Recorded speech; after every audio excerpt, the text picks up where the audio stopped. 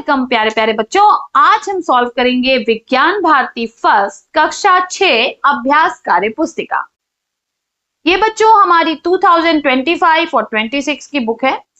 जो latest session की हमारी बुक आई है उसको हम सॉल्व करेंगे। आइए पढ़ते हैं। इकाई 3 पदार्थों का पृथक्करण। पहला प्रश्न है, निम्नलिखित प्रश्नों के सही विकल्प छांटिए।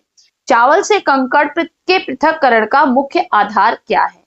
तो बच्चों चावल से कंकड़ को जो हम पृथक करते हैं तो उसमें हम क्या करते हैं, बीनते हैं। लेकिन किस आधार पे बीनते हैं?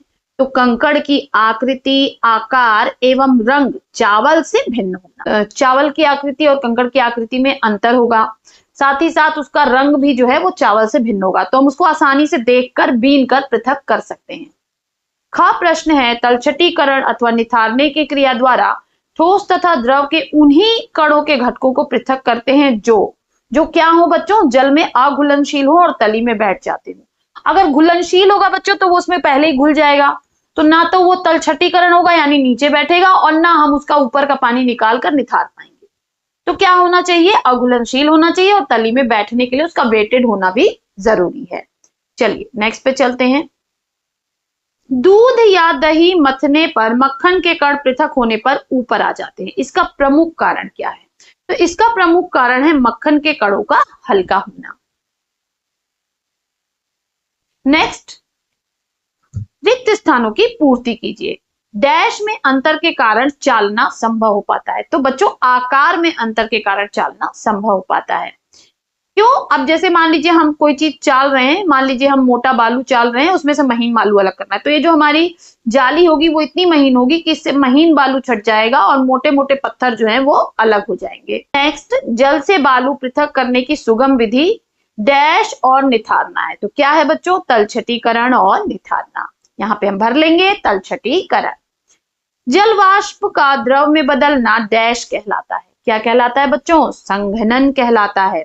जब जल वाष्प जो है वो आपकी बदल जाएगी किसमें, द्रव में, ठीक है, ठंडी होके द्रव में बदल जाएगी, तो इस क्रिया को हम कहते हैं संघनन। ठीक है। घ, पृथककारी कीप की सहायता से दो या अधिक द्रवों को पृथक करने किया जा सकता है। तो कैसे द्रवों को पृथक किया जा सकता है बच्चों? पृथककारी कीप की सहायता से, अमिश्रणीय। ठीक है, हमने ये जो बच्चों एक्सपेरिमेंट है ये अपने चैनल के वीडियो में कराया हुआ है, आप उस पर देख सकते हैं। जो पृथककारी कीप होती है वो कुछ इस तरह होती है, और इसकी जो नली होती है नीचे से पतली होती है, यहाँ पे एक स्क्रू लगा होता है। ठीक है, तो हम इसको ऐसा सेट करते हैं, मान लीजिए कि ये आपका एक कलर का द्रव यहाँ है नीचे, और दूसरे कलर का जो द्रव है बच्चों वो ऊपर है। ठीक है, यहाँ पे तो हम इसको ऐसा सेट करते हैं कि जब ग्रीन वाला थोड़ा नीचे आ जाएगा तो लास्ट में जब ग्रीन वाला बचेगा तो हम उसको इतना स्लो कर देंगे कि बूंद बूंद करके जो ग्रीन वाला द्रव है ये बाहर निकलेगा। और अब इसके लिए क्या होना चाहिए कि दोनों अमिश्रणीय हो, यानी अगर ऊपर एक कलर है तो नीचे दूसरा कलर होना चाहिए। ठीक है, जैसे पानी और तेल का मिश्रण, तो दो अमिश्रणीय द्रव होंगे तभी ये पृथककारी कीप काम करेगी, वरना तो ये काम नहीं करेगी। अंगा, शुद्ध पदार्थ का संगठन डैश होता है। तो शुद्ध पदार्थ का संगठन कैसा होता है बच्चों? निश्चित होता है। प्रश्न 3, स्तंभ का तथा स्तंभ ख को सुमेलित कीजिए। स्तंभ का और स्तंभ ख। संघनन, संघनन क्या होता है? जल वाष्प का ठंडा होकर जल में बदलना। अभी हमने ऊपर देखा। अपकेंद्रण, दही को मथ कर मक्खन निकालना, है ना बच्चों? अपकेंद्रण में दही को मथ कर मक्खन निकालना। चुंबकीय पृथक्करण, ये क्या करेगा? लकड़ी के बुरादे से लोहे की कील को पृथक करेगा। क्रोमैटोग्राफी, किसी मिश्रण के अवयवों को अलग अलग करने की तकनीक। ऊर्ध्वपातन, ऊर्ध्वपातन क्या है? कपूर का जलकर गैस में बदलना। फोर्थ, निम्नलिखित प्रश्नों के उत्तर दीजिए। बालू और पानी के मिश्रण से बालू को पृथक करने की विधि क्या है? तो वो विधि है तलछटीकरण और निथारना। ख, क्रोमैटोग्राफी विधि द्वारा नीली स्याही की पट्टी का विभिन्न रंगों की पट्टी में विभक्त होने का प्रमुख कारण क्या है? तो विभिन्न रंगों की अलग अलग विलेयता के कारण जो है वो अलग होता है। अब बच्चों ये सारे एक्सपेरिमेंट्स हमारे जो चैनल है उसके जो आप शॉर्ट सेक्शन में चले जाइए, या तो हमारी जो प्लेलिस्ट बनी हुई है बच्चों इजी साइंस एक्सपेरिमेंट, उस पे जाकर भी आप ये सारे एक्सपेरिमेंट्स देख सकते हैं जो हमारे विद्यालय के बच्चों ने किए हैं, और उसको देखकर आप डायरेक्ट सीख सकते हैं। ठीक है, पढ़ने पर उतना समझ में नहीं आता है, अगर हम विज्ञान को करके सीखते हैं तो हमें ज्यादा समझ में आता है। बालू एवं जल का मिश्रण विषमांगी मिश्रण क्यों कहलाता है?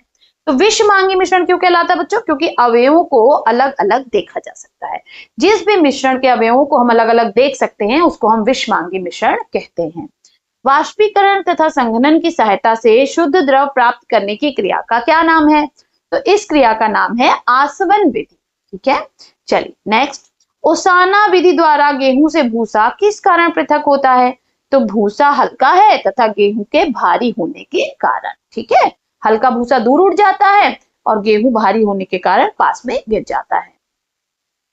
नेक्स्ट क्वेश्चन हमसे कह रहा है चित्र को देखकर सम्मुख दिए गए बॉक्स में ठोस से ठोस पदार्थ को अलग करने की विधि लिखिए। तो यहाँ पे बच्चों हम देख रहे हैं यहाँ पे क्या कर रही है, ये ओसाना। ठीक है, उसके बाद नेक्स्ट हमारा क्या है, ये थ्रेसिंग। ठीक है, पटक पटक कर अलग कर रहे बीजों को, तो इसको थ्रेसिंग बोलते हैं। यहाँ पे जो हमारी दादी अम्मा है ये क्या कर रही हैं, ये बीनने का काम कर रही हैं। फिर लास्ट में हमारा ये जो देखिए बालू चाला जा रहा है तो इसको चालना कहेंगे। ठीक है, यहाँ पर बच्चों हमारा ये वीडियो समाप्त होता है। फिर मिलेंगे नेक्स्ट वीडियो में कुछ और प्रश्नों के साथ। तब तक के लिए पढ़ते रहिए, आगे बढ़ते रहिए।